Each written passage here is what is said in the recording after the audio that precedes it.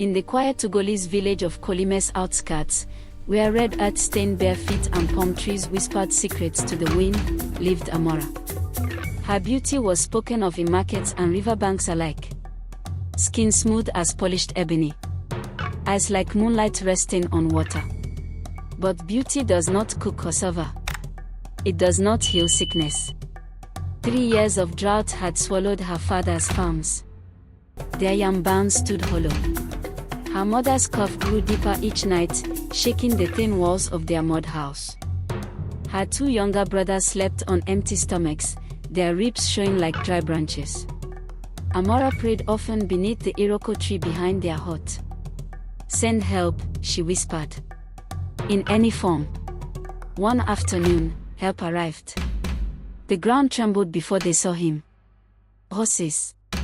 Real horses. No one in their village owned such creatures. The stranger rode at the front, tall, draped in fine woven Kent cloth. Gold beads circled his neck.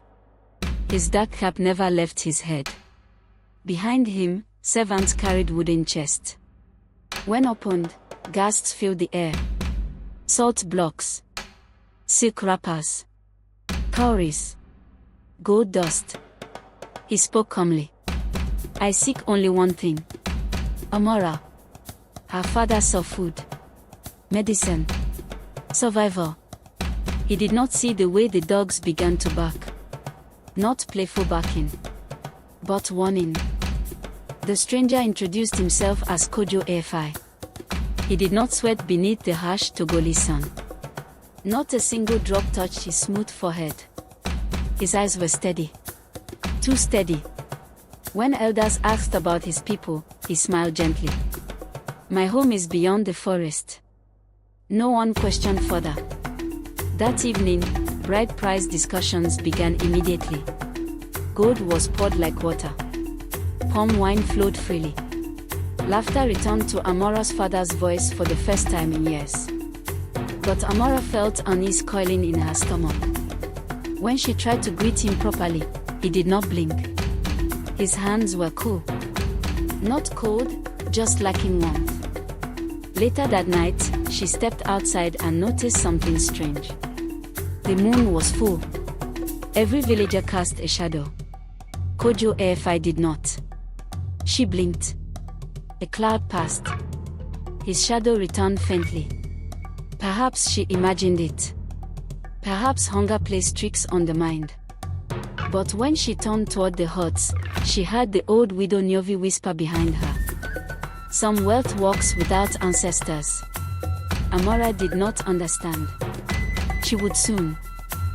Wedding preparations moved quickly. Too quickly. Drums echoed through the village square. Women sang. Goats were slaughtered. Fabric wrapped her body in layers of color. Yet one thing remained constant. Kojo Efai never removed his cap. Not while eating. Not during prayers. Not even while sleeping. On the second night after the ceremony, Amara laughed softly and reached to lift it playfully.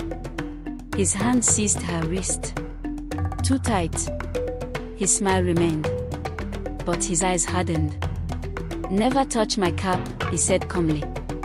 The room fell silent. He released her gently, as if nothing had happened. But her wrist throbbed long after. That night, she dreamed of smoke filling her lungs. She woke coughing. Beside her, he lay still. Breathing. But not quite human. 2 days before she moved into his forest mansion, Amara went to fetch water from the river. The water was clear.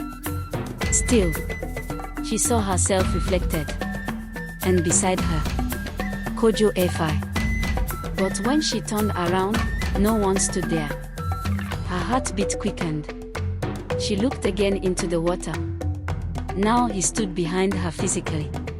Smiling. "You look frightened," he said. But his feet were dry.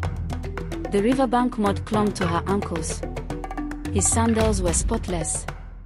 That evening, she told no one. Because gold had already fed her family. Because medicine had already strengthened her mother. because survival had a louder voice than fear. His mansion stood at the edge of the forest, beyond cocoa trees and silence. Too silent. No birds perched on the roof. No insects buzzed nearby. The house was large, beautiful, empty.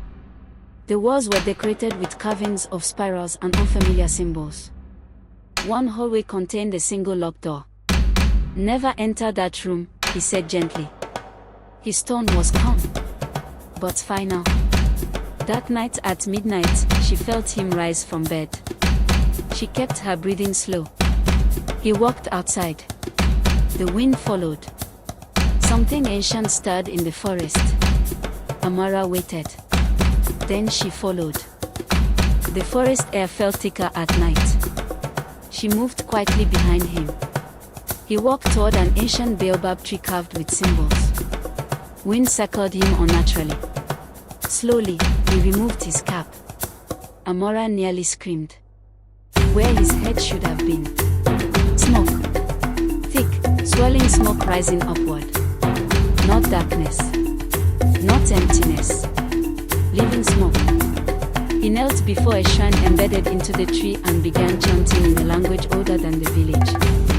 The trees bent inward. The ground vibrated softly. "I am close," he whispered. "The seven seals it." Amara's blood ran cold. 7. The next day, fear overcame obedience. She opened the forbidden door. Inside were women's wrappers folded neatly. Bridal beads, anklets, and bones. 6 shallow carvings marked the wooden wall. 6. On a small altar rested a blade. Beside it, 7th carving, half complete. Her knees weakened. She was not a wife. She was a ritual. The door slammed shut. The air turned icy. Smoke seeped from the corners of the room. Kojo Efa appeared, cap gone. His body flickered between flesh and mist. "I was betrayed," he said. "My village burned me for seeking forbidden power.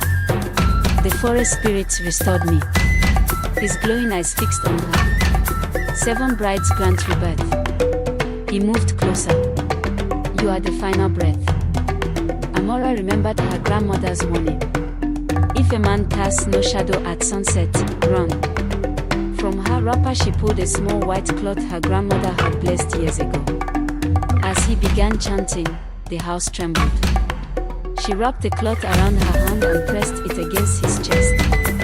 He screamed. Smoke exploded violently. The shrine cracked.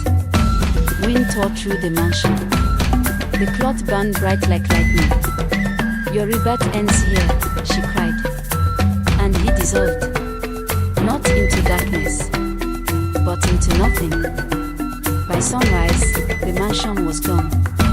Only ash remained. Villagers found Amara unconscious at the forest edge. Months later, she gave birth to a baby boy. Healthy, strong. But on his back was a birthmark shaped like rising smoke. Some nights, when the wind is restless, mist gathers near her hut. And the child laughs in his sleep. Amara never remarried. She learned that not every blessing carries light. And sometimes, we must survive the miracle we prayed for. I kindly plead with our first-time viewers to kindly subscribe to our channel. And to our dearest subscribers, thank you for joining us again. Please help to like, drop a comment, and click on the notification bell to always get our new videos. Thank you.